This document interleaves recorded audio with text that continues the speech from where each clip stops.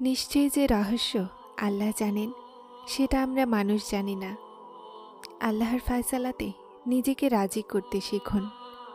এমন হয় যে সময়ের সাথে সাথে আপনার অনুভব হয় যে আপনার হকে অনেক উত্তম ছিল, আর আপনি একটা এমন জিনিসের পেছনে আপনার অশ্রু নষ্ট করেছিলেন যেটা আপনার কখনো ছিলই না। সেই কেড়ে নেয়াতে তারপর আপনার কল্যাণ নজরে আসে। আপনি সেই সত্তার শুকরিয়া আদায় করতে লাগেন আর আল্লাহর আরও নিকটবর্তী হয়ে যান। আল্লাহ তার বান্দাদেরকে অনেক ভালোবাসেন, সবার চেয়ে বেশি ভালোবাসেন। তারপর তার ফায়সালাতে কেমন সন্দেহ, কেমন কান্না, কেমন হতাশা! আল্লাহ মানুষকে কখনোই হতাশ হতে দেন না। তিনি যদি আশার একটা দরজা বন্ধ করে দেন, তো তার বদলে 10টা আরও দরজা খুলে দেন। কিন্তু সেই দরজাগুলোকে দেখতে তারাই পায় যারা বিশ্বাস করে। আর জানো বিশ্বাস কি? তখনও এগিয়ে যাওয়া যখন জীবন ক্লান্ত করে মাটিতে ফেলে দেয়। তখনও হাসার কোনো কারণ না পাওয়া, আর বলা যে আপনি রাজি তো আমি রাজি। সেই জিনিসের জন্য হাত তোলা আর মিনতি করা যেটার পাওয়া অসম্ভব মনে হয়।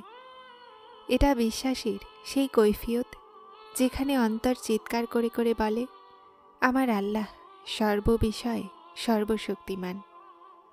মানুষ এই বিশ্বাস করে নেয়, তো কিভাবে হতে পারে যে তারপর সেই 2 জাহানের বাদশা তাকে তার ক্ষমতার থেকে বঞ্চিত করে?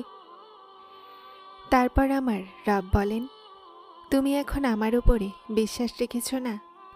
তাহলে তারপর দেখো আমি কোথায় কোথায় থেকে কিভাবে ওসিলা তৈরি করি।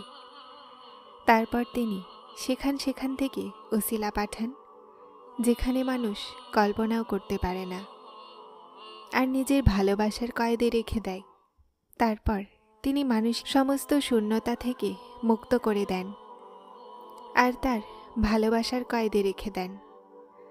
যাকে তিনি তার ভালোবাসার কয়েদ করে নেন, তার ভাগ্যের তো কী কথা! যখন তিনি মজেজা করতে চান, তো সাহস আছে কোনো জিনিসের যে বাধা হয়ে দাঁড়ায়? আমার রব নিস্তব্ধ রাতে জ্বলতে থাকা সেই প্রদীপ, যার নূর দ্বারা 2 জাহান আলোকিত। একটা কথা মনে রাখবেন, আল্লাহ সবসময় মানুষদেরকে আপনার সামনে প্রকাশ করে দেন। এতে কারো যায় আসে না যে নিজেকে কতটা ভালোভাবে লুকিয়ে রাখে। এতে কোনো যায় আসে না যে সে কতটা চেষ্টা করে আর তার আসল চেহারাতে পর্দা টেনে রাখে। আল্লাহ সব জানেন। উনি সবসময় আপনার সামনে তাদের উদ্দেশ্যকে প্রকাশ করেন। যখন আপনি কোনো কঠিন সময়ের মধ্য দিয়ে অতিক্রম করছেন, তো আল্লাহ আপনাকে সবসময় মানুষের আসল চেহারা দেখাবেন। বিশ্বাস করুন, আল্লাহ আপনাদের চোখের সামনে যা কিছু প্রকাশ করবেন, সেটাতে আপনি অবাক হয়ে যাবেন। সেই মানুষ যাদের বিষয়ে আপনার মনে হয় যে তারা জীবনের কঠিন সময়েও আপনার সাথ ছাড়বে না, তারা আপনাকে আপনার জীবন থেকে এমনভাবে বাহির করে দিবেন যেন আপনি কখনো ছিলেনই না। সেই মানুষ যাদের আপনার সাহায্য করা উচিত ছিল, যারা দাবি করত ভালোবাসার, অনেক মিথ্যা কথা বলতো, আল্লাহ তাদের আসল রং আপনার সামনে নিয়ে আসবেন। কখনোই এটা ভুলেন না যে আপনার সাথে কে ছিল আর কে না। আল্লাহ আপনাকে একটা কারণেই আসল রং দেখান। এটাও আল্লাহর অনেক বড় নিয়ামত যে আল্লাহ মিথ্যুক আর খারাপ মানুষদেরকে আপনার জীবন থেকে বের করে দেন। একদিন আপনি আল্লাহর শুকরিয়া আদায় করবেন। আমাদের আল্লাহর কাছে দোয়া করা উচিত যে আল্লাহ আমাদেরকে এমন মানুষদের থেকে দূরে রাখুন যারা আমাদের খারাপ চায় আর যারা আমাদের জন্য উত্তম নয়।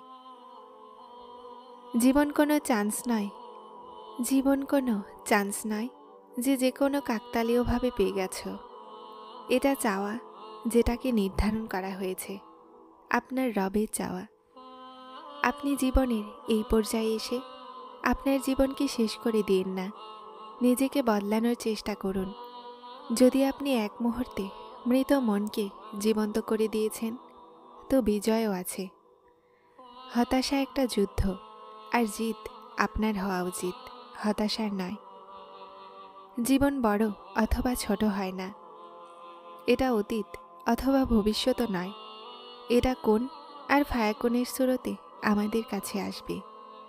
জীবনে কোনো কাজ করেন বা না করেন, জীবনকে তুচ্ছ আর মূল্যহীন ভাববেন না। খুশিকে কোথাও খুঁজো না, খুশিকে মন থেকে খুঁজুন।